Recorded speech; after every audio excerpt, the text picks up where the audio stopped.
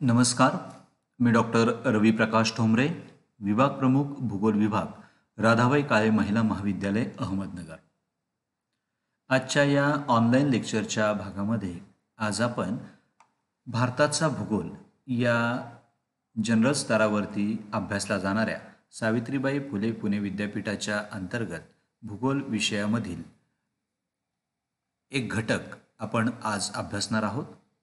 तो म्हणजे भारताची प्राकृतिक रचना आणि भारताचे स्थान. या घटकामध्ये प्रामुख्याने आपल्याला भारताची ऐतिहासिक पार्श्वभूमी, भारताचे स्थान व विस्तार, शेजारील देशांशी असणारे संबंध आणि भारताशी निगडीत हिंदी महासागराचे भूराजनैतिक महत्त्व याविषयीची माहिती जाणून घ्यायची आहे. तेव्हा सुरुवातीला आपण भारताच्या संदर्भामध्ये प्रस्तावनेचा जो भाग आहे तर तो सुरुवातीला आपण माहिती करून घेऊया.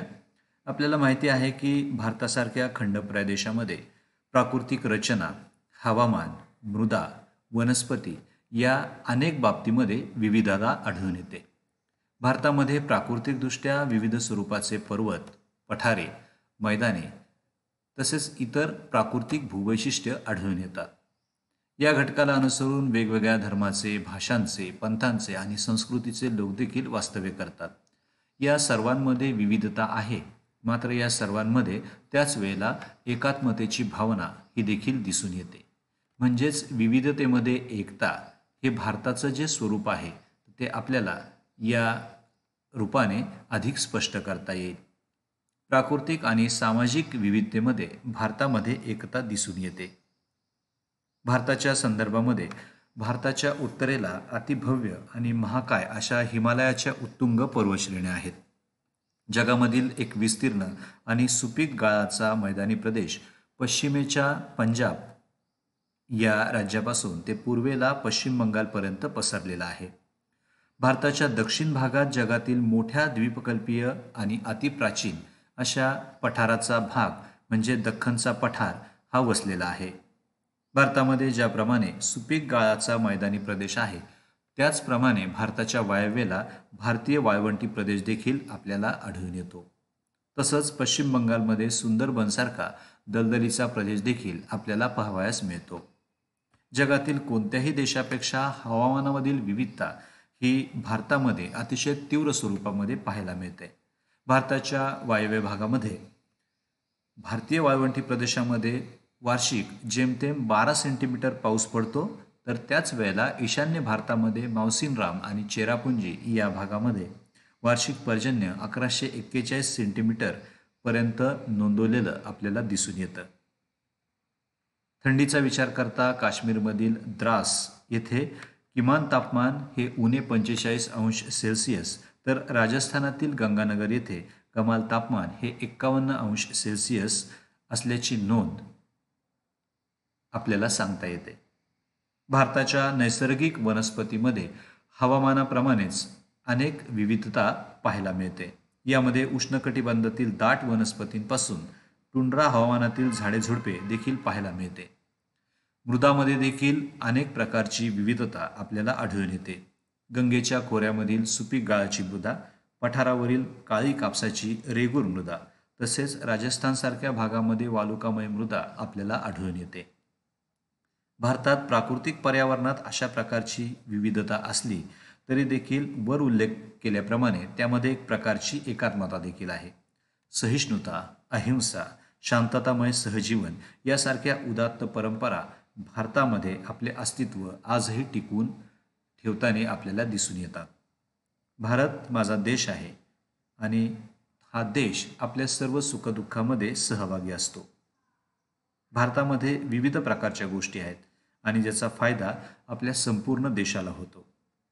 अशा पद्धतीने भारतामधील प्राकृतिक रचना, हवामान, मृदा, वनस्पती, पिके, खनिज संपदा त्याचबरोबर अनेक बाबतीमध्ये असणारी विविधता, वेगवेगळ्या धर्माचे, भाषाचे, पंथाचे आणि संस्कृतीचे लोक या देशामध्ये वास्तव्य करतात.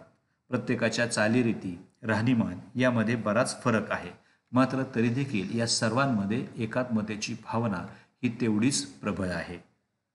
अशी विविधता असली तरी संपूर्ण या प्रदेशामध्ये एकता आपल्याला पाहावयास मिळते.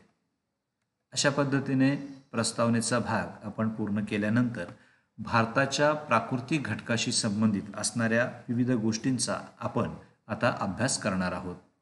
यामध्ये सुरुवातीला भारताचे स्थान याविषयी आपण माहिती जाणून घेऊया. नकाशामध्ये दाखवल्याप्रमाणे या आशिया खंडामधील दक्षिणेला असणारा हा संपूर्ण प्रदेश भारतीय उपखंड म्हणून ओळखला जातो. उपखंडाचा विचार करता हा प्रदेश खंडा इतका मोठा जरी नसला तरी खंडांप्रमाणे सर्व घटक वर उल्लेख केल्याप्रमाणे आपल्याला पाहायला मिळतात. वायव्येला असणारा वाळवंटी प्रदेश, उत्तरेला अतिउत्तुंग असा हिमालय पर्वतरांगांचा भाग, ईशान्य भारतामध्ये असणारा घनदाट जंगलांचा भाग, तीनही बाजूला असणारी सागरी किनारपट्टी, सागरी विभागामध्ये असणारी बेटं ही सर्व वैशिष्ट्ये एका खंडाप्रमाणे आहेत. मात्र हा भाग खंडा इतका विस्तृत नसल्यानं याला उपखंड असं म्हटलं जातं आणि या उपखंडामध्ये भारत आणि भारतातील शेजारील देशांचा समावेश केला जातो. प्राकृतिकदृष्ट्या भारतीय उपखंड हा मध्य आशियाच्या पामीर पठारापासून ते आग्नेयेला हिमालय पर्वत आणि काराकोरम पर्वतरांग, पुढे उत्तर दक्षिण पसरलेली राखीनयोमा अर्थात आर्कानयोमा ही पर्वतरांग, तसंच पामीरच्या नैऋत्येला पसरलेली हिंदकुश किर्थर सुलेमान पर्वतरांग आणि याच्या दक्षिणेकडील भाग हा आशियाच्या मुख्य भागापासून वेगळा झालेला दिसतो आणि या वेगळ्या झालेल्या या संपूर्ण भूप्रदेशाला भारतीय उपखंड असं म्हटलं जातं. आता आपण भारताच्या संदर्भामध्ये भूगोलाच्या दृष्टिकोनातून भारताचे भौगोलिक स्थान आणि विस्तार या संकल्पना आपण समजून घेणार आहोत. या संकल्पना समजून घेतानाच या भूप्रदेशाचा आकार आणि क्षेत्रफळ याबद्दल देखील आपण विचार करणार आहोत. सुरुवातीला भारताचा अक्षवृत्तीय विस्तार याबद्दलची माहिती जाणून घेऊया. भारताचा अक्षवृत्तीय विस्तार हा 8°4' उत्तर अक्षवृत्त ते 37°6' उत्तर अक्षवृत्त एवढा आहे. रेखावृत्तीय विस्ताराचा विचार करता भारताचा रेखावृत्तीय विस्तार हा 68°7' पूर्व रेखावृत्त ते 97°25' पूर्व रेखावृत्त एवढा आहे. म्हणजे नकाशामध्ये दाखवल्याप्रमाणे ह्या दोन आडव्या रेषांच्या दरम्यान आणि ह्या दोन उभ्या रेषांच्या दरम्यान भारतीय भूप्रदेश विस्तारलेला आपल्याला दिसून येतो. भारताचे स्थान आणि विस्तार या घटकामध्येच भारताच्या मध्यामधून जाणारे कर्कवृत्त हे देखील एक भौगोलिक वैशिष्ट्य म्हणून आपल्याला सांगता येईल. कर्कवृत्त हे पृथ्वीच्या मोजमापाच्या संदर्भामध्ये उत्तरेला असणारं 23.5° वृत्त हे कर्कवृत्त या नावाने ओळखलं जातं आणि हे कर्कवृत्त भारताच्या मध्यामधून जाते. या कर्कवृत्तामुळे आपल्याला ऋतूंच्या संदर्भामध्ये अनेक विविधता पाहायला मिळते, कारण की पृथ्वीचा कल हा 23.5°वरती कललेला असल्यामुळं भारतामध्ये ऋतूंची अर्थात हवामान आणि वनस्पतींच्या वितरणावर परिणाम झालेले आपल्याला दिसून येते. भारताच्या मध्यातून जाणारे कर्कवृत्त हे पश्चिमेकडून पूर्वेला जाते. या कर्कवृत्ताचा विचार करता भारतामधील गुजरात, राजस्थान, मध्य प्रदेश, छत्तीसगड, झारखंड, पश्चिम बंगाल, त्रिपुरा, मिझोराम या 8 राज्यामधून हे कर्कवृत्त गेलेलं आपल्याला दिसून येतं. आता आपण भारताची लांबी आणि रुंदीचा या ठिकाणी विचार करणार आहोत. भारताच्या लांबीचा विचार करता भारताची उत्तर दक्षिण लांबी अर्थात जम्मू काश्मीर या केंद्रशासित प्रदेशापासून ते दक्षिणेला कन्याकुमारीपर्यंत सुमारे 3,219 किलोमीटर अर्थात राऊंड फिगरमध्ये सुमारे 3,200 किलोमीटर इतकी लांबी सांगितली जाते. भारताच्या पूर्व पश्चिम रुंदीचा विचार करता गुजरात या राज्यापासून ते ईशान्य पूर्वेकडील अरुणाचल प्रदेशच्या पूर्व टोकापर्यंत एकूण लांबी ही 2,977 अर्थात 3,000 किलोमीटर एवढी सांगितली जाते. क्षेत्रफळाचा विचार करता भारताचे क्षेत्रफळ आणि जागतिक क्षेत्रफळाचा विचार करता भारताचा क्रमांक हा किती लागतो याबद्दलची माहिती आपण जाणून घेऊया. एकूण भारताच्या क्षेत्रफळाचा विचार करता हे भारताचे क्षेत्रफळ 32,87,263 चौरस किलोमीटर इतके आहे. जागतिक क्षेत्रफळाचा विचार करता एकूण 2.46% एवढी जमीन भारताने व्यापलेली आहे आणि क्रमवारीचा विचार करता जगामध्ये क्षेत्रफळानुसार भारताचा 7वा क्रमांक लागलेला आपल्याला दिसून येतो. आता आपण भारत आणि भारताच्या शेजारील देशांशी असणारे संबंध याविषयीची माहिती जाणून घेऊया. आपल्याला माहिती आहे की भारतीय उपखंडामध्ये फक्त भारत हा एकमेव देश नसून दक्षिण आशियातील इतर देशांमध्ये असणारे जे काही वैशिष्ट्यपूर्ण देश आहेत तर ते देखील या उपखंडामध्ये समाविष्ट आहेत. भारतीय उपखंडातील अर्थात दक्षिण आशियातील देशांमध्ये अनेक बाबतीमध्ये समानता आपल्याला पाहावयास मिळते. ही समानता भौगोलिक, सांस्कृतिक आणि सामाजिक घटकांना अनुसरून आपण स्पष्ट करू शकतो आणि या वैशिष्ट्यांमुळेच या उपखंडातील देशांची एक संघटना स्थापन करण्यात आली आहे आणि ही संघटना म्हणजे सार्क या नावाने ती ओळखली जाते. सार्कचा अर्थ south Asian association for regional cooperation या नावाची आद्याक्षरं ही सार्क या संघटनेचं नाव आपल्याला दर्शवतात. याचा मराठीमधील अर्थ दक्षिण आशियाई प्रादेशिक सहयोग संघटना असा सांगितला जातो. या संघटनेची स्थापना 1985 मध्ये केली गेली. आता आपण सार्क संघटनेची वैशिष्ट्ये याबद्दलची माहिती जाणून घेऊया. भारतीय उपखंडामधील अर्थात दक्षिण आशियामधील भारत, पाकिस्तान, नेपाळ, भूतान, बांगलादेश, श्रीलंका, मालदीव या सदस्य देशांचा समावेश सार्क संघटनेमध्ये पूर्वी होत होता.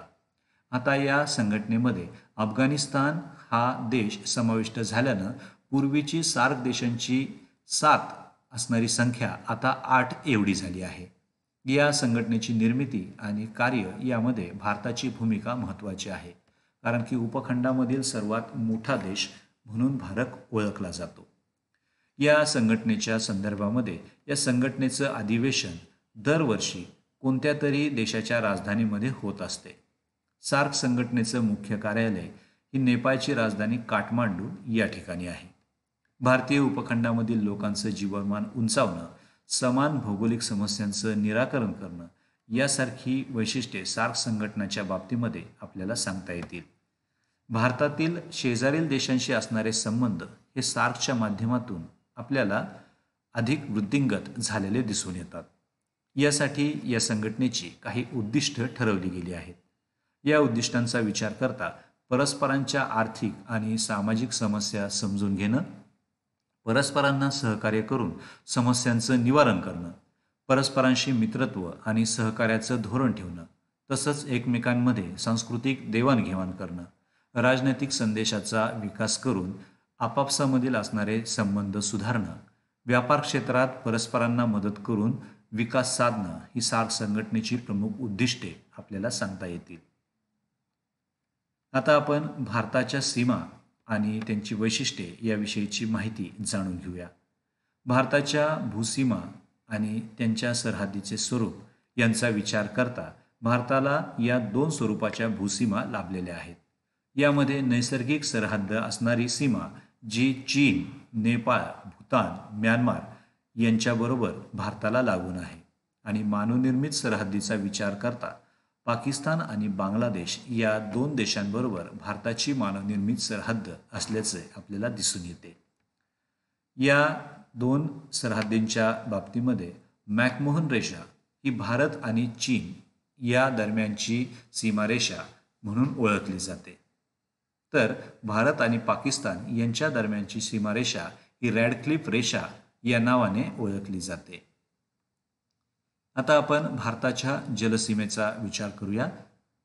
भारताच्या 3ही बाजूनी सागरी विभाग असलेला आपल्याला सांगता येईल. या सागरी विभागाचा विचार करता भारताची एकूण सागरी सीमेची लांबी ही भारतातील समाविष्ट बेटांसह 7516.5 अर्थात 7517 किलोमीटर एवढी आहे. मुख्य किनारपट्टीची सागरी सीमेची लांबी हिचा विचार करता भारताच्या पूर्व आणि पश्चिम किनारपट्टीची लांबी ही एकत्रितरित्या 6100 किलोमीटर एवढी आपल्याला सांगता येते.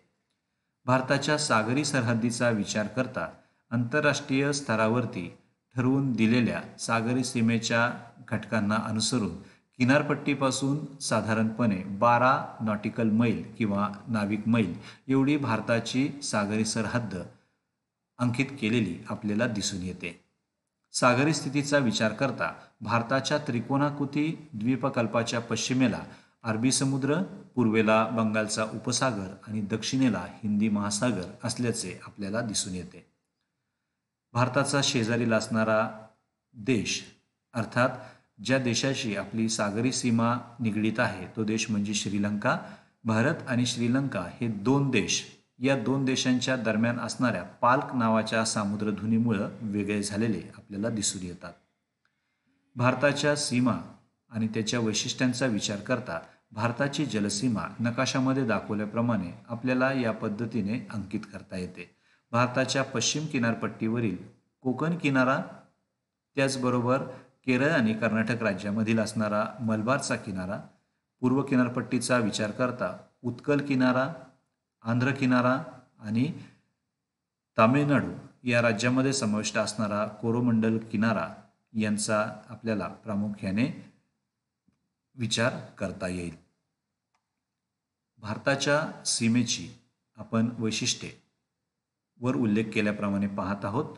भारताच्या पश्चिम किनारपट्टी लगत असणाऱ्या राज्यांचा देखील आपल्याला या ठिकाणी प्रामुख्याने विचार करावा लागेल.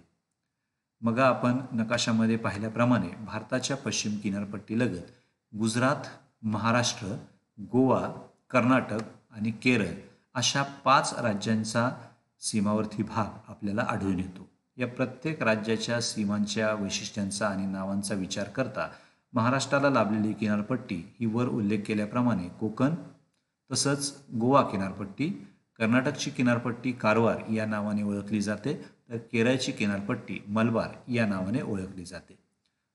नकाशामध्ये दर्शविल्याप्रमाणे पूर्व किनारपट्टीचा विचार करता पश्चिम बंगाल, ओडिशा, आंध्र प्रदेश आणि तामिळनाडू अशा एकूण 4 राज्यांच्या जलसीमा आपल्याला पूर्व किनारपट्टी लगत असलेल्या दिसून येतात. आता आपण भारतातील सागरी बेटांचा विचार करणार आहोत. भारतीय सागरी प्रदेशामध्ये एकूण 599 इतकी बेटांची संख्या आहे. भारताच्या सागरी प्रदेशामध्ये बेटांचे 2 समूह आहेत. या समूहांची विभागणी भारताच्या पश्चिमेला असणारा अरबी समुद्र आणि भारताच्या पूर्वेला असणारा बंगालचा उपसागर या 2 वॉटर बॉडीज यांना अनुसरून केलेली आपल्याला दिसून येते. यापैकी अरबी समुद्रातील बेटसमूह हा लक्षद्वीप व मिनिकॉय बेटसमूह म्हणून ओळखला जातो. यामधील बेटांची एकूण संख्या 27 इतकी आहे. तर बंगालच्या उपसागरामधील बेटसमूह हा अंदमान व निकोबार बेटसमूह या नावाने ओळखला जातो. या बेटसमूहाची संख्या सर्वाधिक म्हणजे 572 एवढी असल्याचे आपल्याला दिसून येते. भारतीय सागरी बेटांचा विचार करता नकाशामध्ये दाखवल्याप्रमाणे या ठिकाणी अरबी समुद्रामधील लक्षद्वीप व मिनिकॉय बेटसमूह आणि बंगालच्या उपसागरामधील अंदमान आणि निकोबार बेटसमूह यांची माहिती नकाशामध्ये आपल्याला या पद्धतीने दर्शवता येते. यामध्ये सागरी प्रदेशांचे जे 2 बेटसमूह आहेत यापैकी या प्रदेशामध्ये वर उल्लेख केल्याप्रमाणे बेटांची संख्या 27 एवढी असून अंदमान आणि निकोबार बेटसमूहामध्ये असणाऱ्या बेटांची संख्या ही 572 एवढी आहे. तेव्हा आज आपण भारताचा भूगोल या संदर्भामध्ये प्रकरण 1 मधील विविध घटकांचा सविस्तर अभ्यास केला. यापुढील घटकांचा अभ्यास आपण पुढील ऑनलाईन लेक्चरच्या माध्यमातून करणार आहोत. धन्यवाद.